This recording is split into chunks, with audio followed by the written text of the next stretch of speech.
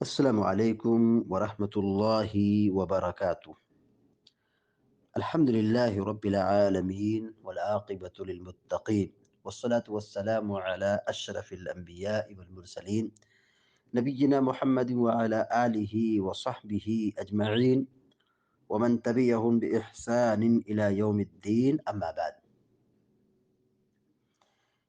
نفل نمازوں میں سے ایک نفل نماز ہے شب زفاف کی نماز، یعنی جس دن آدمی کی شادی ہوتی ہے اور آدمی پہلی رات گزارتا ہے تو اپنی زندگی کی شروعات نماز سے کرے۔ اس کا طریقہ یہ ہے کہ دلہا دلہن دونوں 2 رکعت نماز پڑھیں، دلہا آگے ہو اور دلہن پیچھے ہو۔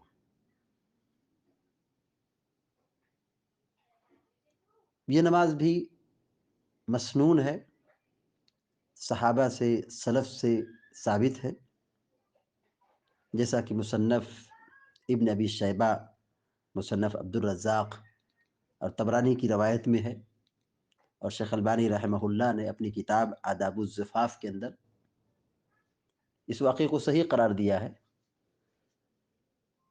شقیق رحمہ اللہ بیان فرماتے ہیں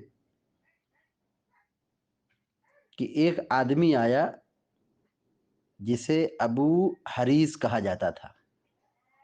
اس نے کہا کہ میں نے ایک کنواری جوان لڑکی سے شادی کی ہے اور میں اس بات سے ڈرتا ہوں کہ وہ کہیں مجھے چھوڑ نہ دے، یعنی ہمارے درمیان کوئی اختلاف نہ ہو جائے، انتشار نہ ہو جائے۔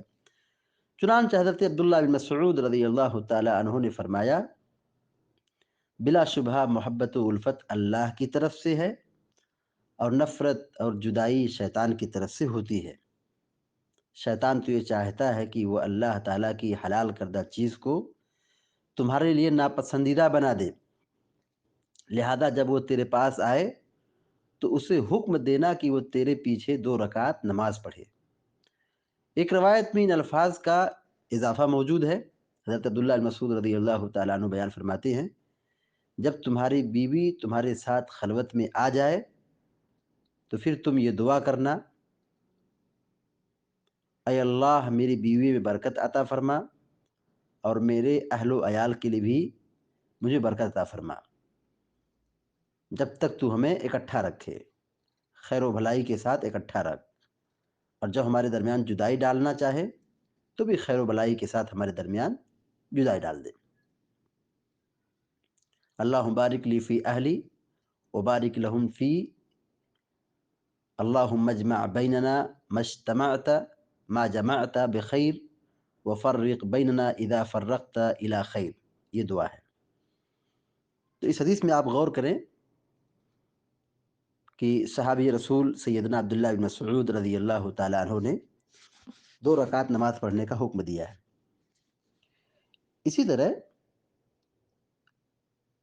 الاوسط لابن منذر کی روایت میں ہے اور اس کی سند صحیح ہے، حضرت ابو سعید رحمہ اللہ بیان فرماتے ہیں